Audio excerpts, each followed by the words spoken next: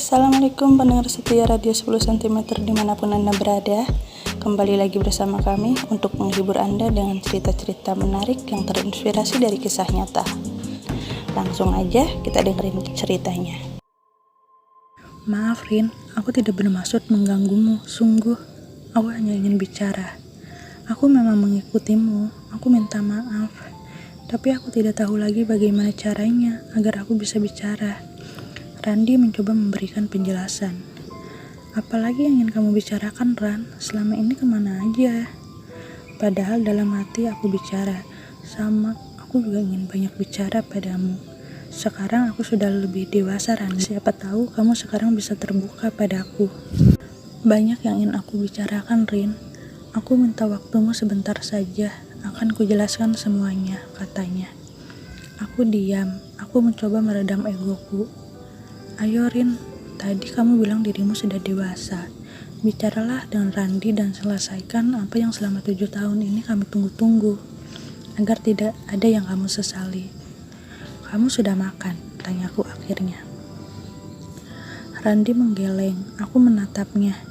Aku tahu dia pasti tidak tidur dan tidak makan. Aku mengajaknya ke warteg dekat kosan untuk makan terlebih dahulu. Selesai makan, kami masuk ke mobil. Kami berniat mencari tempat ngobrol. Begitu masuk mobil, aku kaget di depan dashboard mobil Randi nampak sebuah bingkai foto yang terdapat jam juga di dalamnya. Itu hadiah dariku. Randi masih menyimpannya.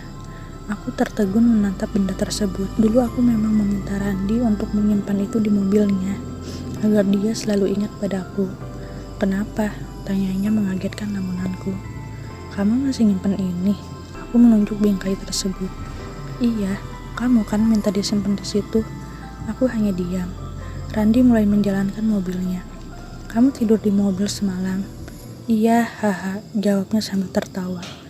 Kalau nggak gitu susah untuk bicara, katanya lagi. Kami berhenti di sebuah taman kota, tetapi tidak turun dari mobil. Bicara di dalam mobil saja ya, kataku. Iya, nggak apa-apa, jawab Randi. Randi, jadi apa yang ingin kamu bicarakan padaku? Aku mencoba bertanya senormal mungkin.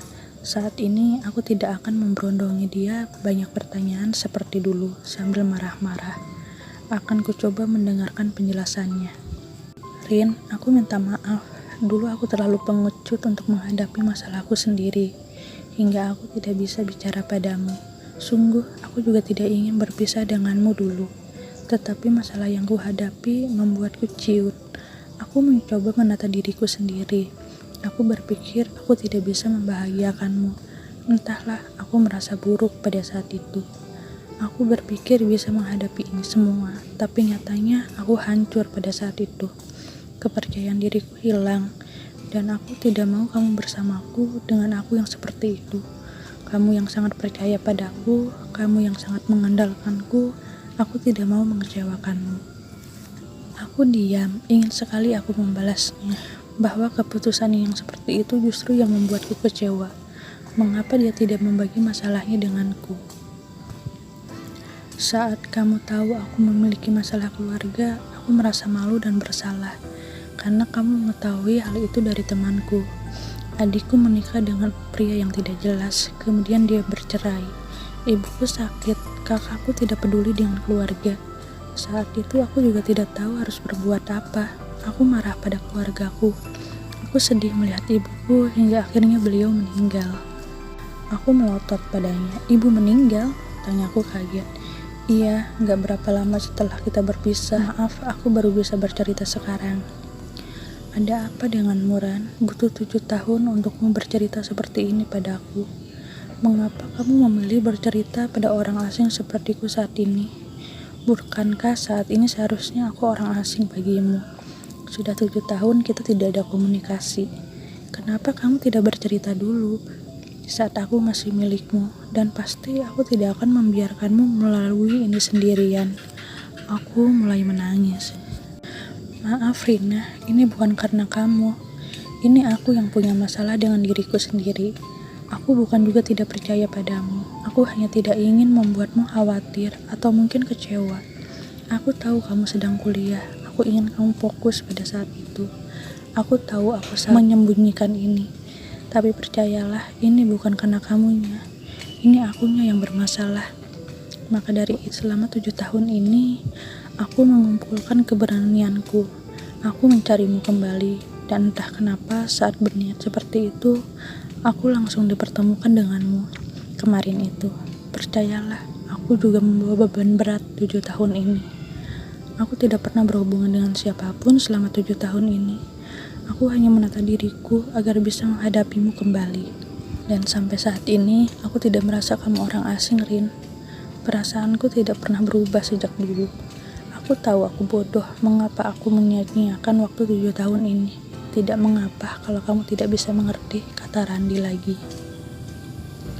Aku lagi-lagi terdiam. Aku mengerti tidak semua orang bisa bercerita masalah pada orang lain, bahkan dengan pasangannya sendiri. Aku mengusap air mataku. Ku tatap Randi, nampak raut wajah yang lelah, entah dia tidur atau tidak semalam. Aku melihat pria ini dalam-dalam, pria yang sangat aku cintai dulu, dan pria yang sangat ingin aku nikahi apabila aku sudah lulus kuliah dulu. Pria yang selama 4 tahun tidak pernah berhenti sedikit pun berkomunikasi denganku. Lalu tiba-tiba kita putus, bahkan 7 tahun ini pun tidak membuatku bisa melepaskan perasaan ini. Aku masih menyayanginya. Randi, aku juga minta maaf untuk itu. Aku tidak bisa menjadi orang yang membuatmu bisa mengeluarkan keluh kesahmu. Yang baru teringat sekarang, sepertinya dulu kamu memang tidak pernah membagi masalah-masalah berat denganku. Mungkin aku juga yang masih seperti anak kecil dulu. Aku yang sangat nyaman berada di dekatmu dulu. Mungkin tidak bisa memberikan kenyamanan yang sama dengan yang kamu berikan padaku. Bukan begitu, Rina, Randi menyanggahku. Kamu sangat baik dulu. Aku nyaman denganmu. Sangat nyaman malah. Setiap ada masalah dan kemudian aku melihatmu atau berbicara denganmu, aku merasa nyaman. Aku merasa tenang. Hanya saja mungkin pada saat itu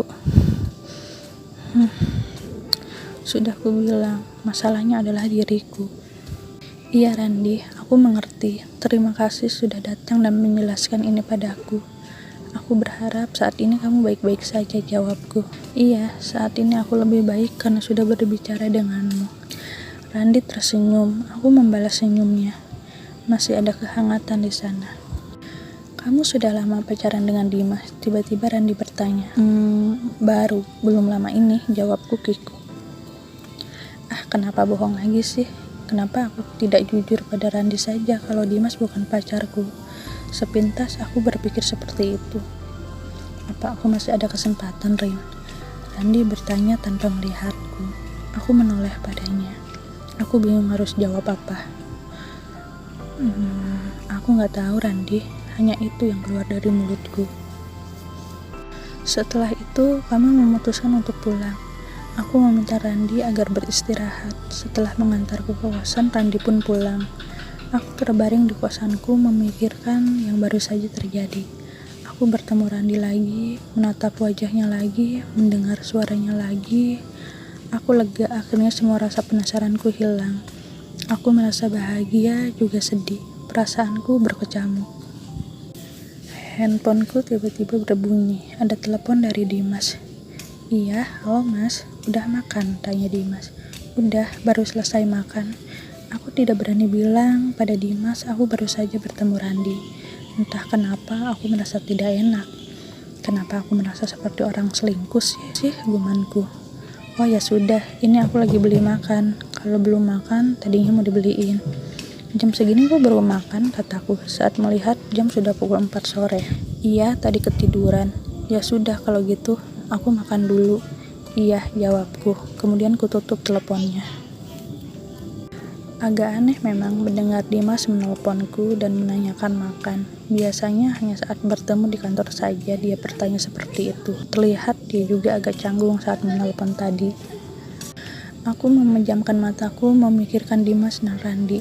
Entah kenapa aku jadi bingung. Saat ini aku tidak ingin pacaran. Aku ingin segera menikah.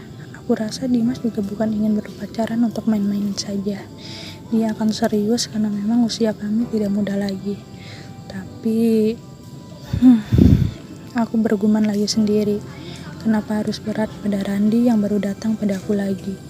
Walaupun dia meminta kesempatan, bukankah aku harus terus melangkah ke depan?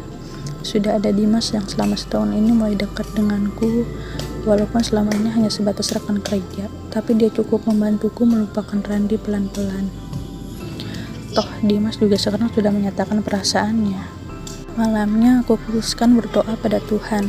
Aku ingin memasrahkan semuanya. Aku tidak mau membuat ini semakin berlarut-larut. Aku memohon untuk ditunjukkan yang terbaik. Esoknya ada seseorang yang sedang berdiri di depan kosanku. Dia membawa bunga di tangannya. Dia berdiri menghadapku. Aku berjalan ke arahnya. Dia tersenyum manis. Aku membalas senyumnya. Kemudian dia memberikan bunga yang dia pegang padaku. Aku mengambilnya seraya berkata, "Terima kasih bunganya, Mas Dimas." "Gimana jawabannya?" tanyanya. "Iya, aku mau jadi pacar Mas Dimas," jawabku tanpa ragu kali ini. Kenapa aku lebih memilih Dimas? Aku juga tidak tahu kenapa. Yang jelas saat aku keluar kosan dan sudah ada Dimas di depan sambil tersenyum kepadaku, perasaan yakin itu muncul begitu saja bahwa Dimaslah orang. Itu dia ceritanya. Semoga ada hikmah yang bisa kita petik dari cerita kali ini. Sampai bertemu dengan cerita-cerita selanjutnya.